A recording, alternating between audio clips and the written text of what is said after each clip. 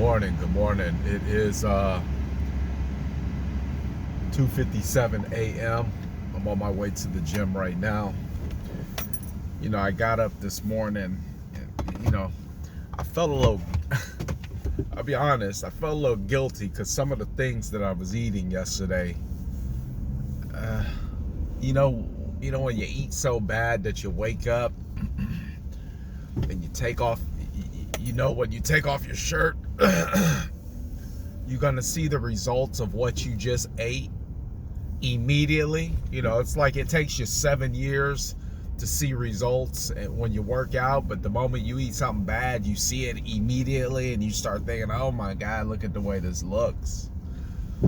Fortunately, when I took my shirt off, I still looked like I had the same results that I had been working towards, but I didn't feel good.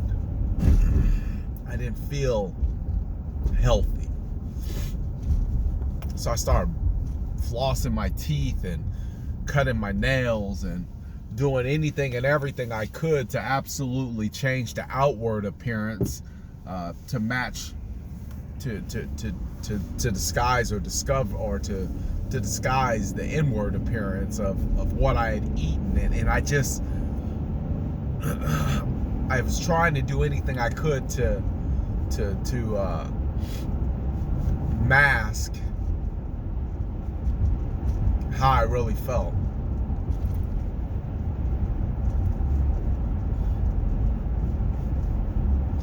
I say all that to say,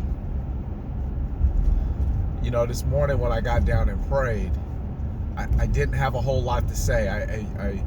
I had one of those like conversations, where it's like you talking to somebody sitting right there in the room with you. Because I didn't have a prayer conversation, I just had a conversation. And a part of that conversation was, thank you for delivering me from some of the things that have absolutely tried to bury me. And, in my life, I've encountered situations where life has tried to kill me. And I made it. But I've encountered some things as of recently where it tried to bury me alive. And I made it. And I remember when life was trying to bury me alive, I remember just kept saying, just keep fighting. So when I was praying this morning, I just kept saying, God, I'm a fighter. God, I'm a fighter. Said God, that's all I kept saying. God, I'm a fighter.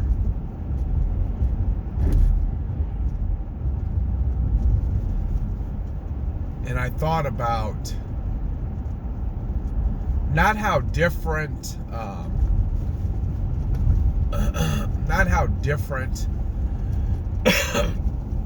better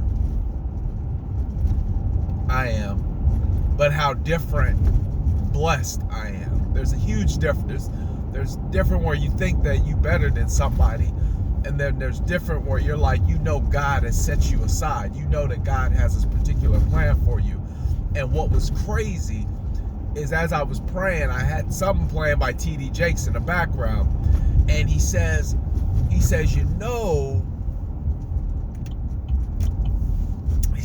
when you got a calling on your life. He says, when you got a calling on your life, he says, because it's been tugging at you your whole life.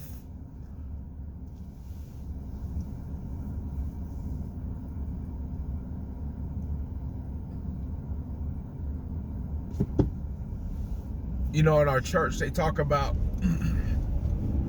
now other people can lay hands on you and heal you. Sometimes they talk about you gotta lay hands on yourself. Sometimes you gotta lay hands on yourself. If you ain't got nobody else to lay hands on you, sometimes you got to lay hands on yourself, and you have to speak that.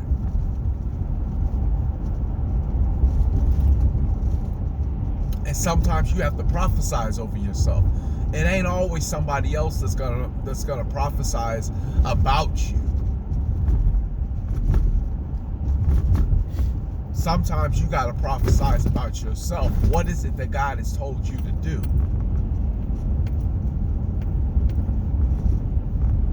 And just like I felt guilty about what I ate, and I thought I immediately was going to start seeing the results of what I ate,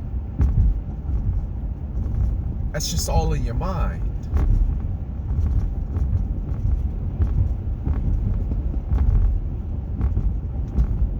God's already forgotten that.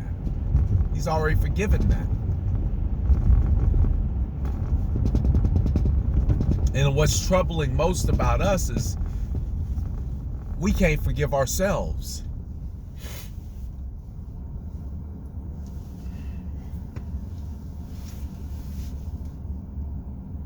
You can't see that you're here for a reason? That you have purpose? So on my board, on my mirror of truth, I done changed this date a couple times. I put down no sugar starting December 18th, 2019.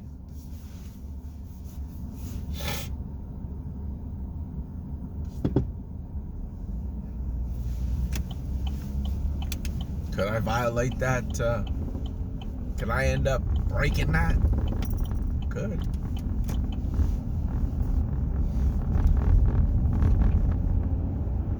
But then what? Do I kick myself? Or do I just simply change it again and say, start anew?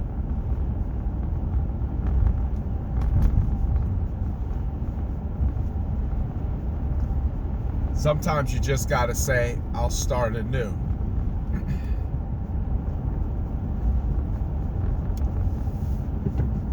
Sometimes you just gotta say, I will start anew.